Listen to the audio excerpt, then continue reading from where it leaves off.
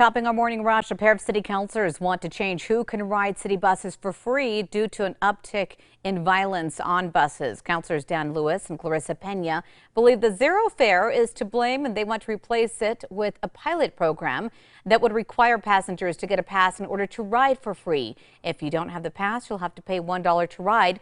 Council set to vote on the proposal November 7th. An Albuquerque food truck owner is now scrambling to repair his trailer after thieves stole it from his home. Michael Mondragon says numerous parts need to be replaced after the thieves stole it, then left it in the middle of the road. Mondragon says he does not plan on filing a police report. We're learning more about a man who was shot and killed by law enforcement in Bernalillo. A woman called police to her home about a man with a rifle on her property. According to Bernalillo police, officers and Sandoval County deputies showed up to find Gary DeSantis. They say he pointed a rifle at them and that both agencies opened fire, killing him.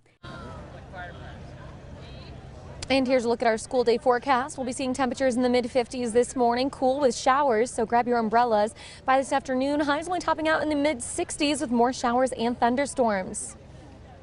Happening just hours, a former business owner offering so-called vampire facials is scheduled to be sentenced today. Maria Ramos de Ruiz ran VIP Spa in 2018, where at least 2 patients received the treatment were diagnosed with HIV. Ruiz faces up to 7.5 years in prison. We'll be following it for you.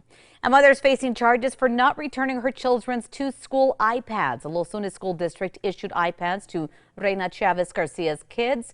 The iPads were not returned. Chavez Garcia now faces embezzlement charges over $500. A first-of-its-kind development will soon be opening up in Rio Rancho. The vacant space near Unser and West Side in Rio Rancho will soon transform into a 15,000-square-foot food and drink hall with a view of the Sandias, of course. They're calling it Margarita Hill. It will open by the end of next summer. And here's a look at our threat index for today. It is going to be high, as we will see a chance for some flooding out there from rivers to burn scars, and we'll be seeing some heavy downpours across the state. New Mexico's Department of Transportation is pleading with state lawmakers this morning for more money. They're looking for additional funding to help cover the cost of about 9 projects in the Albuquerque area. The state was already looking for more money to play catch up on a backlog of road projects. We'll follow the developments for you. This morning, President Biden and First Lady Jill Biden set to visit Florida, where they'll get a first-hand look at the devastation left behind by Hurricane Ian. Ian's floodwaters are receding, but in some areas the recovery effort is just barely getting underway. Ian is already being blamed for at least 102 deaths in Florida alone, for more in North Carolina. All right, let's take a look at that early morning drive for you this morning. The ramp from I-40 westbound to I-25 southbound is closed due to a crash. There's a live look at the scene right over the Big I, so be aware of that as you head out the door this morning. Finally, for your morning rush, one lucky pup is now the owner of a Major League home run ball. During last night's bark at the park at Citi Field, the good dog was the lucky recipient of a Francisco Lindor home run in the first inning.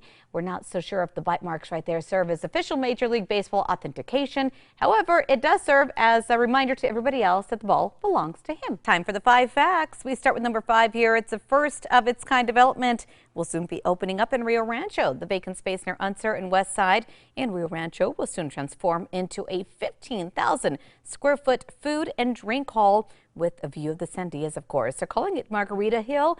It will be filled with everything you could possibly crave. The developer plans to break ground early next year and open by the end of the summer. On to number 4 now. New Mexico's Department of Transportation is pleading with state lawmakers for more money to help cover the cost of about 9 projects in the metro.